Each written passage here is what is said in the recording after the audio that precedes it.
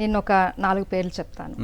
శృతి శర్మ, ఫరియా అబ్దుల్లా, అనుష్క గారు అండ్ మీనాక్షి చౌదరి. వీళ్ళు నలుగురిలో మీ ఫేవరెట్ ఎవరు? వీళ్ళతో మళ్ళీ రిపీట్ చేయాలనుకుంటే ఎవరితో చేస్తారు? నలుగురు వద్దు, ఒకటే ఆన్సర్, సేఫ్ ఆన్సర్ వద్దు. లేదు అలా రిపీట్ ఆనెస్ట్లీ సేఫ్ ఆన్సర్ అని కాదు, కానీ నాకు బేసికలీ నాకు ఒక ప్రతి సినిమాలో ఓన్లీ 1 హీరోయిన్ వస్తుంది, నాకు అది చాలా బాధగా ఉంది. చూడండి డైరెక్టర్స్ గారు, ప్రొడ్యూసర్ గారు, ఎందుకంటే నాకేంటంటే ఒక 3-4 లవ్ స్టోరీస్ ఉన్న సినిమా ఇష్టం నాకు చాలా.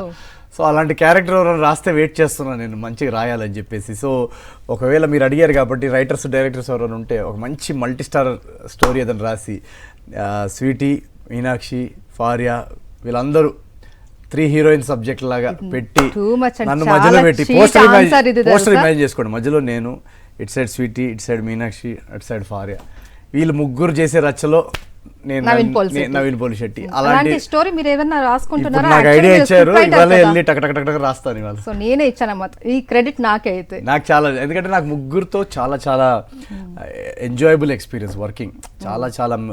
అండ్ ముగ్గురుతో కెమిస్ట్రీ మీరు చూస్తే కనుక చాలా చాలా బాగా రిసీవ్ చేసుకున్నారు ఆడియన్స్. సో ఆ కెమిస్ట్రీ ఒకటే సినిమాలో ఉంటే ఎలా ఉంటుందో ఇంకా ఆలోచించు.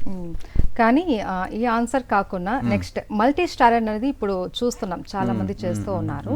సో అలా చేయాల్సి వస్తే మీరు ఎవరితో చేస్తారు? అందులో మీకు హీరోయిన్గా ఎవరు ఉంటే బాగుంటుంది? Multi star subject depends on subject అండి. నేను జనరల్గా ఏంటంటే నా కథ ఎక్సైటింగ్గా అనిపించి, నా క్యారెక్టర్ ఎక్సైటింగ్గా అనిపిస్తే అది చేయడం ప్రిఫర్ చేస్తాను. సో అలాంటిది ఏదైనా కథ కుదిరితే నాకు డెఫినెట్గా చాలామంది యాక్టర్స్ నాకు చాలా ఇష్టం. వాళ్ళందరితో ఇప్పుడు ఫర్ ఎగ్జాంపుల్ మా సినిమాలో ఒక డైలాగ్ పెట్టా, ప్రశాంతంగా ఉన్నోడిని ప్రశాంత్ నీల్ జోన్లోకి తీసుకొచ్చారా. సో ప్రశాంత్ నీల్ గారు చూస్తుంటే కనుక ప్రశాంత్ నీల్ గారితో చేయాలి, నేను ప్రభాస్ అన్న ప్రశాంత్ నీల్ కలిసి చాలా టూలు ఏదైనా రచ్చ చేస్తే బాగుంటుంది.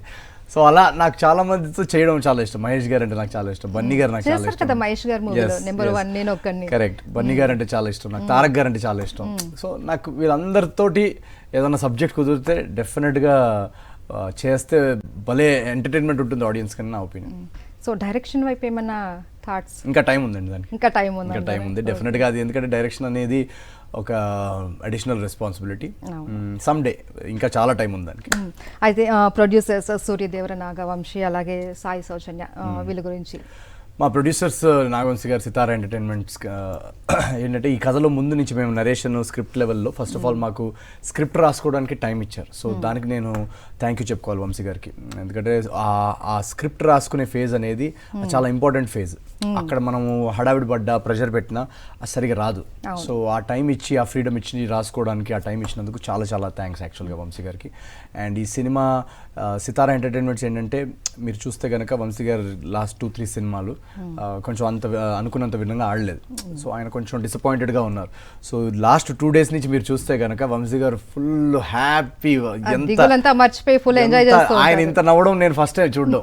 ఇవాళ ఈవెంట్లో థ్యాంక్ యూ మీట్లో కూడా ఫుల్ హ్యాపీగా ఉన్నారు, ఫుల్ ఎనర్జెటిక్గా ఉన్నారు. సో వంశీ గారిని ఎప్పుడు అలా చూడాలని నా కోరిక.